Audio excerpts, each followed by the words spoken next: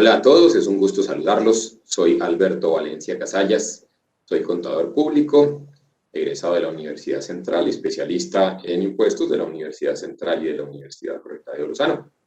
Llevo bastante tiempo vinculado con el Instituto Nacional de Contadores Públicos, en los eventos, en todos los seminarios, y además estoy vinculado con algunas universidades desde hace también varios años en especializaciones de impuestos, y siempre abordando estos temas de tributación en materia de impuesto de renta, planeación tributaria y otros temas diversos, actualización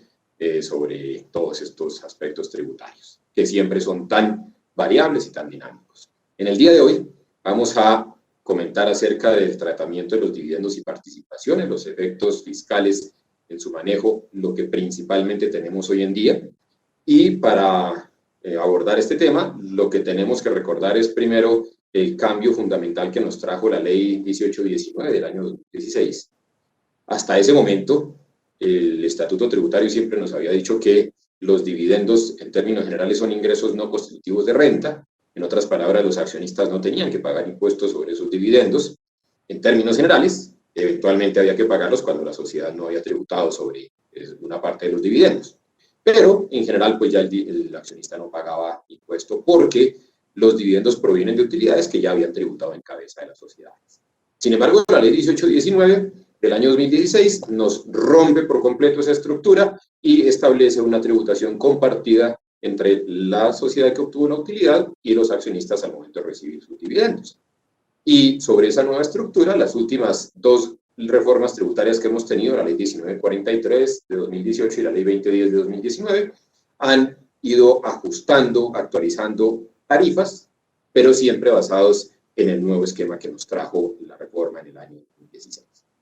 Basados en eso, en los últimos 2 años hemos tenido 2 decretos que han reglamentado este tema, el decreto 2371 del año 2019, que sufrió decaimiento por el hecho de que estaba reglamentando la ley 1943, así que en el año 2020 fue necesario emitir de nuevo un decreto, el número 1457, que es el que en este momento tenemos vigente y que nos está reglamentando todas las normas que encontramos en el Estatuto Tributario sobre la tributación acerca de los dividendos. Así que todo el desarrollo de este tema hoy en día se basa desde el punto de vista de sus normas reglamentarias en el decreto 1457 de noviembre 12 del 2020.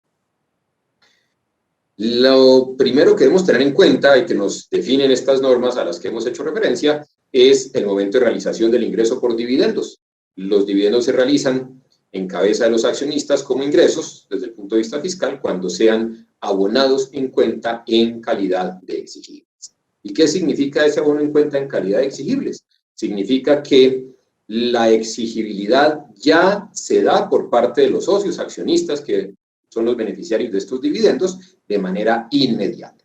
Y eso puede ocurrir de 2 formas. La primera, porque el máximo órgano social, la asamblea de accionistas, la junta de socios, cuando toma la decisión de distribuir los dividendos, no coloca ninguna condición, sencillamente decide que se distribuyen dividendos y ya quedaron de manera exigible para los accionistas inmediatamente. O lo otro que puede ocurrir, el segundo escenario posible, es que ese órgano social, cuando toma la decisión de decretar dividendos, impone un plazo, una condición que mientras no se cumpla, pues todavía no ocurre la exigibilidad de los dividendos en cabeza de los accionistas, pero ya una vez transcurre ese plazo o se cumple esa condición, entonces ya son exigibles y es procedente su cobro. Por ejemplo, la Asamblea de Accionistas decide, decretamos distribuir dividendos que se pagarán dentro de 3 meses. Pues cuando transcurran esos 3 meses, cuando se cumpla ese plazo, ya quedan abonados en cuenta en calidad exigibles, o en otras palabras, ya son exigibles de manera inmediata por parte de los beneficiarios de ellos. Eso significa el abono en cuenta en calidad de exigibles. Hasta el año 2016, los dividendos eran grabados o no grabados. El artículo 48 del Estatuto establece su tratamiento como ingresos no constitutivos de renta ni ganancia ocasional, y enseguida el artículo 49 nos indica la forma como se calcula ese máximo valor distribuible como ingreso no constitutivo de renta. y vuelvo y digo, eso ocurría hasta el año 2016. Como resultado de hacer el cálculo señalado en el artículo 49, obteníamos un resultado de dividendos no gravados, no constitutivos de renta, y si había eventualmente un exceso, el exceso era gravado. Hoy en día ese tratamiento se mantiene, producto del régimen de transición que encontramos en el artículo 246-1 del Estatuto Tributario, se mantiene para cuando las sociedades hoy en día, en los momentos actuales, distribuyan dividendos que provengan de utilidades obtenidas por la sociedad en los años 2016 y anteriores. Entonces, mantenemos esa clasificación entre no gravados y gravados. Y cuando en este momento un accionista o unos accionistas de una sociedad reciban dividendos, pero lo que la sociedad está distribuyendo sea su utilidad a los años 2016 y anteriores, va a tener el tratamiento de ingreso no constitutivo de renta ni ganancia ocasional, como lo estábamos diciendo, no pagan impuesto, lo que sea, lo que corresponda al valor hasta ese máximo monto distribuible como no gravado. Pero si eventualmente surge un exceso, ese exceso queda grabado y a él se refiere el parágrafo 2 del artículo 49 del Estatuto, son dividendos gravados, y a ellos se les aplica la tarifa del impuesto de renta que estaba vigente para las personas naturales en ese año 2016 o hasta ese año 2016. Si se trata de accionistas que son personas naturales residentes y reciben dividendos no gravados, cero impuesto, y otro monto grabado, sobre ese monto grabado, pues van a tributar de acuerdo con esas tarifas que estaban vigentes hasta el año 2016. La tabla del impuesto para las personas naturales en ese momento, que va del 0 al 33% con esos rangos y esas tarifas marginales. Si los beneficiarios de esos dividendos son personas naturales no residentes, accionistas que son no residentes, también de la parte que es ingreso no constitutivo de renta no hay impuesto, y lo que eventualmente corresponda al exceso gravado, utilidades gravadas, pagan impuesto a la tarifa del 33%, que también era la tarifa vigente en ese momento, en el año 2016, para las personas naturales no residentes.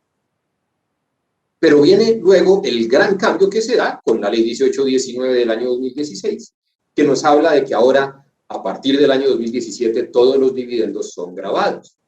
Entonces, el artículo 49 lo seguimos aplicando, seguimos haciendo el cálculo, pero en lugar de obtener un resultado que corresponde a unos dividendos no gravados y otros gravados, ahora el resultado corresponde a, primero, unos dividendos que hubieran sido no gravados antes, pero que ahora sí se gravan y se ubican en la subcédula 1. Y el exceso que eventualmente pudiera surgir corresponde a los dividendos que hubieran sido gravados, que igual se graban con una tarifa mayor y corresponde a la subcédula número 2. Entonces, para esas subcédulas 1 y 2, también hay que diferenciar quiénes son los beneficiarios de esos dividendos. Personas naturales residentes, pues van a tributar sobre la subcédula 1, de acuerdo con la tabla del artículo 242 del Estatuto, y la subcédula 2, los gravados, tributan a la tarifa general del impuesto, que puede ser 32, 31, 30%, dependiendo del año, más el impuesto determinado según esa tabla del artículo 241. La tabla que aplicamos es la que nos dice que las primeras 300 VTs tienen cero impuesto y el exceso tiene una tarifa del 10%. Pero si los beneficiarios de esos dividendos son personas naturales no residentes, la subcédula 1 tributa al 10% completo, sin la tabla, sino fijo el 10% de tarifa, y la subcédula 2 va a tributar a la tarifa general del impuesto de renta, 32, 31, 30% según el año, y adicionalmente la tarifa plana del 10% aplicable para este tipo de contribuyentes no residentes en el país. Y todo esto que estamos comentando aquí se ve reflejado en la retención en la fuente que debe practicar la sociedad que distribuye los dividendos. Por ley, las sociedades están obligadas a retener el impuesto sobre los dividendos que les corresponde a los accionistas. Eso para los dividendos que corresponden a las subcédulas 1 y 2, que es el tratamiento aplicable a partir del año gravable de 2017. Entonces, cuando hoy unos accionistas están recibiendo dividendos provenientes de utilidades anteriores al año 2016, hay retención a dos tarifas posibles, el 20% para los declarantes o el 33% para los no declarantes. Ese 33% es fijo, porque el 33% recuerden que era la tarifa del impuesto de renta vigente en el año 2016. Entonces, eso sigue siendo así y son tarifas de retención que vienen aplicándose desde el año 2007. A manera diferente, cuando los accionistas hoy reciben utilidades que la sociedad obtuvo en los años 2017 y siguientes, entonces se debe retener el 100% del impuesto que le corresponde al accionista. Eso significa que cuando el beneficiario sea una persona natural residente, la sociedad va a practicarle retención sobre los no gravados, la tarifa del artículo 242 según la tabla, sobre los gravados, la tarifa general del 32, 31, 30%, más la aplicación nuevamente de la tabla del artículo 242. En otras palabras, el 100% del impuesto que se genera sobre esos dividendos, la sociedad lo debe retener. De manera extraordinaria encontramos las normas que nos indican que cuando los dividendos provengan de proyectos calificados como mega inversiones, la tarifa de retención es solamente el 27% sobre los dividendos gravados. Cuando se trata de personas naturales no residentes, pues vamos a tener también el mismo impuesto retenido, el 100% del impuesto retenido por parte de la sociedad a las tarifas y con la dinámica que acabamos de comentar para calcular el impuesto de esos accionistas no residentes. Cuando se trate de sociedades nacionales que reciben los dividendos, eso significa una sociedad nacional distribuye dividendos y los beneficiarios son sociedades nacionales, esos dividendos, de acuerdo con el cálculo del artículo 49 del Estatuto Tributario, siguen teniendo el tratamiento de ingresos no constitutivos de renta ni ganancia ocasional, pero surge la obligación de practicar la retención en la fuente del 7.5%, esa retención la deberá practicar la sociedad que está distribuyendo el dividendo, y será una retención no aplicada para la sociedad beneficiaria del dividendo, porque la sociedad que recibió ese dividendo lo está recibiendo a título de ingreso no constitutivo de renta. Será una retención que se trasladará de ahí en adelante hasta que llegue al beneficiario final de esos dividendos. ¿Quién es él? Una persona natural, residente o no residente, o una sociedad extranjera. Esa retención del 7.5% es retención, no es impuesto, como lo estamos diciendo, solo se practica cuando se distribuye el dividendo por primera vez y la sociedad segunda que se ve afectada con esa disminución no es que asuma ese impuesto, sino que deberá trasladar e imputar esos dividendos a sus accionistas a su vez hasta que llegue a los beneficiarios finales, como lo acabamos de comentar. Pero si una sociedad nacional le distribuye a otra sociedad nacional también dividendos gravados, ahí sí se debe practicar la retención a título de impuesto que debe asumir la segunda sociedad, la que está recibiendo el dividendo, con las tarifas del 33, 32, 31, 30%, dependiendo del año en el cual se esté generando la distribución. Las tarifas generales del impuesto de renta para las sociedades. Entonces, una sociedad A distribuye dividendos a la sociedad B, son no gravados, distribuye 1.000 pesos. La sociedad B no tiene que pagar impuesto por esos dividendos, sin embargo, la sociedad A le va a retener 75 pesos, que equivale al 7,5%. Y esa retención, la sociedad B tendrá que trasladársela a otra sociedad o a otras sociedades que vengan ahí en la cadena hasta cuando finalmente le lleguen a los beneficiarios finales, que serán las personas naturales, residentes, no residentes o sociedades extranjeras. Hay casos específicos en los que no se debe aplicar esa retención trasladable e imputable del 7.5%, principalmente cuando son recibidos los dividendos por entidades no contribuyentes o entidades del régimen tributario especial. También cuando se trata de distribución de dividendos a una sociedad que está bajo el régimen holding, cuando se trata de distribución de dividendos entre grupos empresariales o entre sociedades que tienen situación de control inscrito ante la Cámara de Comercio, ya sea el grupo empresarial o la situación de control, o cuando se trate de personas jurídicas registradas en el régimen simple de tributación. Además, tampoco se practica la retención del 7.5% en los dividendos que provengan de proyectos calificados como mega inversiones. Cuando los dividendos son distribuidos inicialmente por una sociedad domiciliada en uno de los países de la Comunidad Andina de Naciones, Perú, Ecuador o Bolivia, y esos dividendos los recibe una sociedad nacional que después los distribuye, esa sociedad nacional no va a practicar la retención del 7.5%. Y por último, no es aplicable esta retención cuando los dividendos se paguen o se abonen en cuenta con cargo a utilidades